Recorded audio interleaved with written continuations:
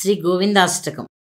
సత్యం జ్ఞానమనంతం నిత్యమనాకాశం పరమాకాశం గోష్ఠప్రాంగణరింకణలోలమనాయాసం పరమాయాసం మాయాకల్పితనానాకారమనాకారం భువనాకారం క్ష్మామానాథమనాథం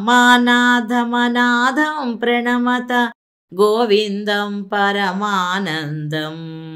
మస్న్యామస్నేహేతి యశోదాతాడన శైశవసంత్రాసం వ్యాధితవక్త్రాలోకితలోకాలోకచతుర్దశలోకాళిం లోకత్రయపురమూలస్తంభం లోకాలోకమనాలోకం లోకేశం పరమేశం ప్రణమత గోవిందం పరమానందం. త్రైవిష్టపరిపువీరఘ్నం క్షితిభారఘ్నం భవరోగఘ్నం కైవల్యం నవనీతాహారమనోహారం భువనాహారం వైమల్యస్ఫుటచేతో వృత్తివిశేషాభాసమనాభాసం శైవం కైవలశాంతం ప్రణమత గోవిందం పరమానందం.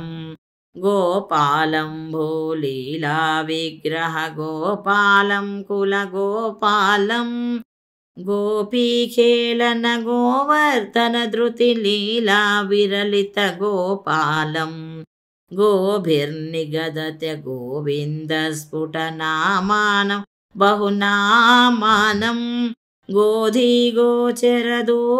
ప్రణమత గోవిందం పరమానందం. గోపీమండల గోష్ఠీభేదం భేదావస్తమభేదాభం శశ్వద్గోఖురనిర్దూతోద్గత ధూళీదూసర సౌభాగ్యం శ్రద్ధాభక్తిగృహీతానందమచించం చింతిత సద్భావం చింతామణిమహిమానం ప్రణమత గోవిందం పరమానందం. స్నానవ్యాకులయోషిద్వస్త్రముపాదాయాగముపారూఢం వ్యాధిస్సంతరదద్విగ్వస్త్రాదాతుముపాకర్షంతం తాః నిర్ధూతాద్వయశోకవిమోహం బుద్ధం బుద్ధేరంతస్థం సత్తామాత్ర శరీరం తం ప్రణమత గోవిందం పరమానందం.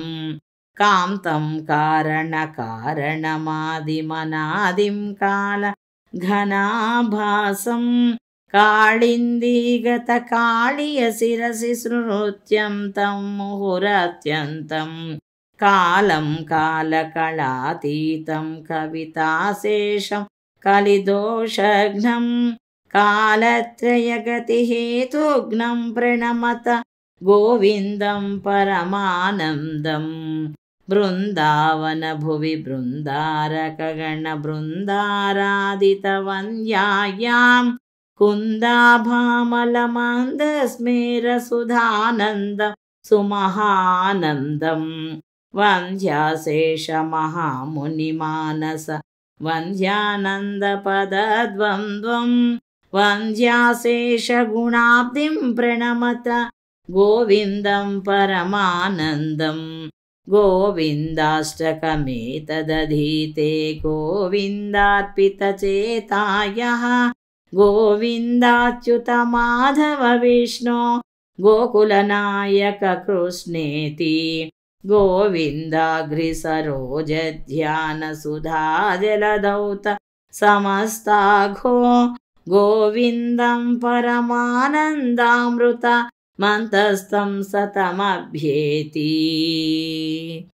ఇది శ్రీ శంకరాచార్య విరచిత గోవిందాష్టకం సంపూర్ణం. మన ఛానల్లో ప్రసారమవుతున్న అన్ని భక్తి కార్యక్రమాలు మరియు ఇతర కార్యక్రమాల లింకు మీ మొబైల్కి రావాలి అనుకుంటే డిస్క్రిప్షన్లో ఉన్న మా వాట్సాప్ గ్రూప్లో జాయిన్ అవ్వండి. అన్ని భక్తి కార్యక్రమాలు మిస్ కాకుండా వీక్షించండి. ఆ భగవంతుని కృపకు కరుణకు పాత్రులవ్వండి. మా కార్యక్రమాలను వాట్సాప్ గ్రూప్లోను, టెలిగ్రామ్ గ్రూప్లోను మరియు ఫేస్బుక్ పేజ్లోను కూడా వీక్షించవచ్చు.